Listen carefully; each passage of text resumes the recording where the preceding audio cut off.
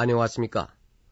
오늘부터 주체 99, 2010, 주체 100일, 2012학년도 주체 철학 강의를 시작하겠습니다. 주체 철학은 경리하는 김일성 동지께서 창시하시고 위대한 영도자 김종일 동지께서 끊임없이 심화 발전시키시는 우리 시대의 가장 위대한 혁명적 세계관입니다.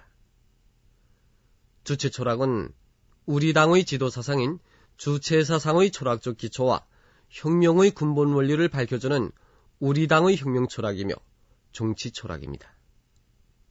주체 철학은 인간의 운명 개척의 참다운 길을 가장 정확히 밝혀주고 인민대중의 자성을 실현하기 위한 가장 올바른 길을 밝혀주는 우리 시대의 가장 위대한 혁명적 세계관입니다. 그러므로 우리 모두는 우리 시대의 가장 위대한 혁명적 세계관인 주체 철학 학습을 잘함으로써 나라와 민족의 운명을 참답게 개척해 나가는 욕구로 튼튼히 준비해 나가야 할 것입니다. 그럼 이 시간에는 주체 철학은 인간의 운명을 자주적으로 창조적으로 개척해 나갈 수 있게 하는 위력한 사상리론적 무기라는 데 대해서 강의하겠습니다. 위대한 영도자 김종일 동지께서는 다음과 같이 지적하셨습니다.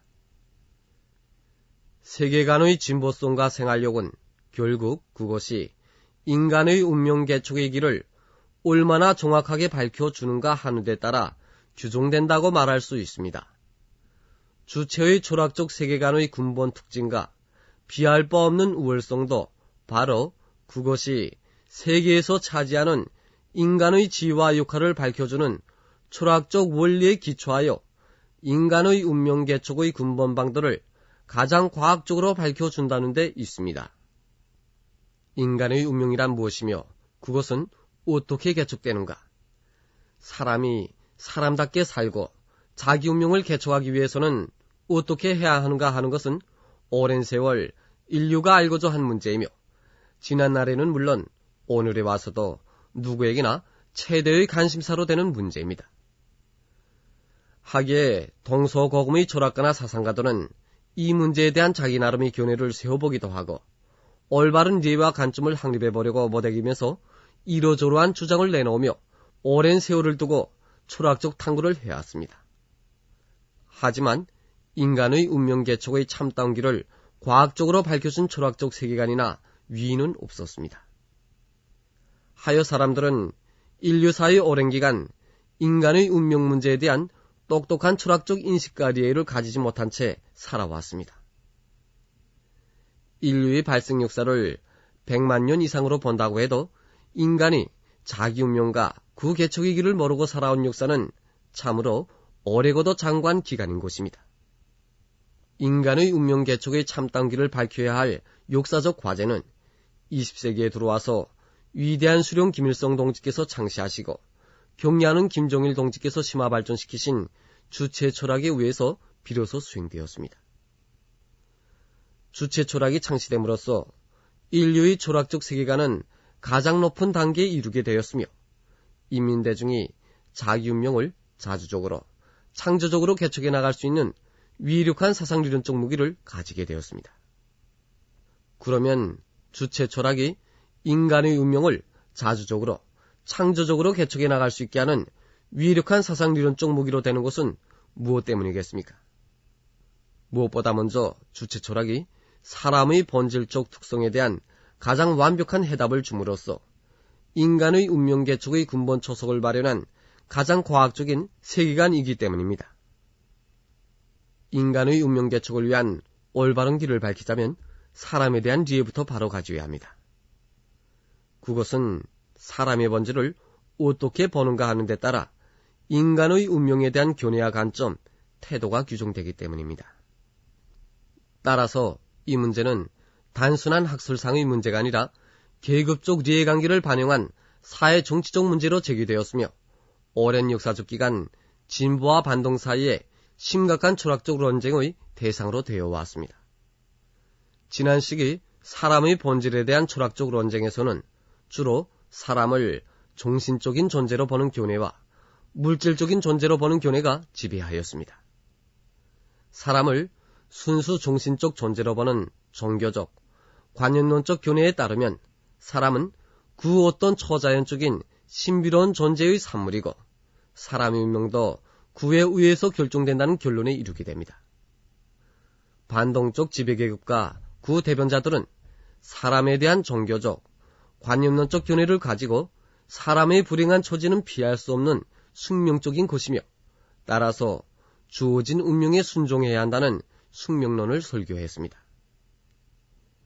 또한 사람을 단순한 자연적, 생물학적 존재로 보는 견해는 의식의 조절 통제 밑에 목적 의식적으로 활동하는 사람과 본능에 의해서 지배되는 생물학적 존재와의 질적 차이를 구별할 수 없게 합니다. 여기서는 사람의 운명이 자연 생물학적 조건에 의해서 교정된다는 결론밖에 나오지 않습니다. 한편 막스주의는 사람의 본질을 사회관계의 총체로 규정했습니다. 이것은 사람을 순수 종신적 존재로 보거나 단순한 생물학적 존재로 보는 비과학적, 반동적 견해를 타파하는 데서 역사적 공적으로 되었습니다.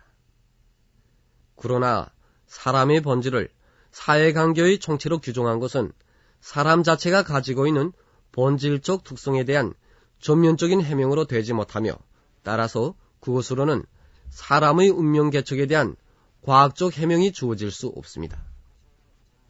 이와 같이 역사적으로 철학상에서 사람에 대한 이해, 특히 사람의 본질적 특성 문제는 오래전부터 이러저러하게 논의되어 왔으나 지금까지 온화한 철학 사상도 그것을 세계관의 출발적이고 중심적인 문제로 내세우지 못하였고 그에 대한 과학적 해명도 주지 못하였으며 인간의 운명 개척의 참다운 길을 개척해 나갈 수 있는 철학적 이해를 확립하지 못했습니다.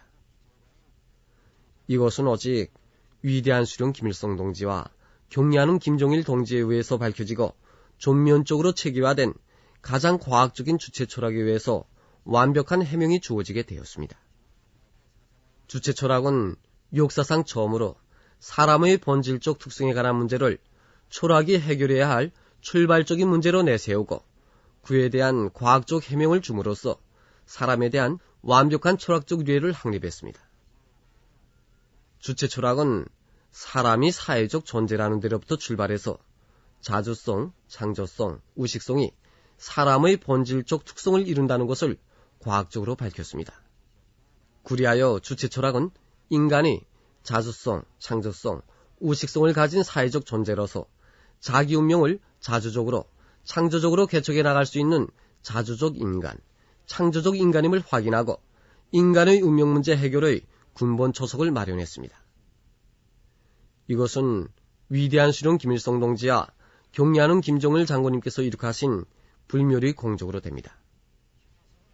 하기에 온화한 해동포학자는 인간은 100만 내지 200만 년의 역사를 가지고 있으나 자기를 모르고 살아왔습니다.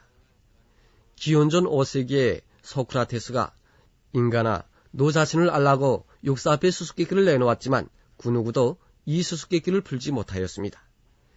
20세기가 나온 최고 위인이신 김일성 주석님과 김종일 영도자님의 철학적 발견의 덕분으로 비로소 인간은 자기를 알게 되었습니다. 인간이 자기를 모르고 살아온 인간 비극 시대는 끝났습니다. 나는 논문을 읽고 나서 아폴로 신종 기둥에 새긴 인간아 너 자신을 알라는 교훈을 향해 선행한 철학자들이여 그네들은 인간이 무엇인지 몰랐지만 우리는 김종일 영도자님에 의해서 인간을 알았다고 외쳤습니다. 라고 말하였던 것입니다.